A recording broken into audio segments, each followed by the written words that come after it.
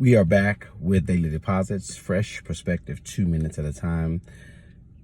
Today's deposit, give it some gas.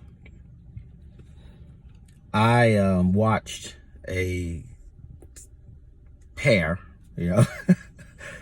trying to fix a vehicle.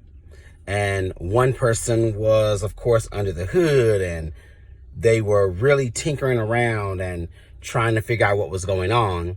And every now and then they would ask the person in the inside of the vehicle to, crank it, try and crank it.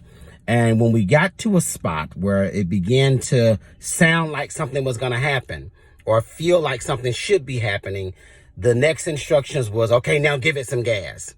And it's funny when people say things like that, give it some gas. It's never like people just go, oh, press the gas pedal. I mean, they press that gas pedal like, come on, I'm trying to get this thing to start, right? Because you feel like, man, in that moment, I've got to give it my all right now in order to make this thing get back on the road.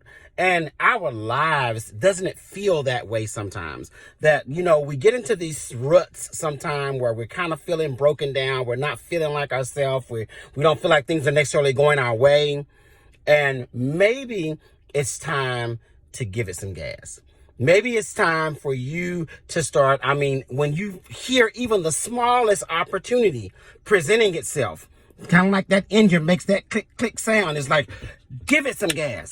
Make this thing, hey, you know what? For the next 10 days or the next 10 pumps or whatever, I'm going to push this thing until I get this thing cranked up in life and I'm moving forward all over again. Because a lot of times, nobody is going to boost you the way you need to be boosted or push you the way you need to be pushed. Sometimes you are going to have to just decide for yourself, I'm going to give this thing some gas. I'm going to give it my all so that I can get results other than the ones that I'm getting right now. We'll see you tomorrow for our next daily deposit. Go out, give it some gas.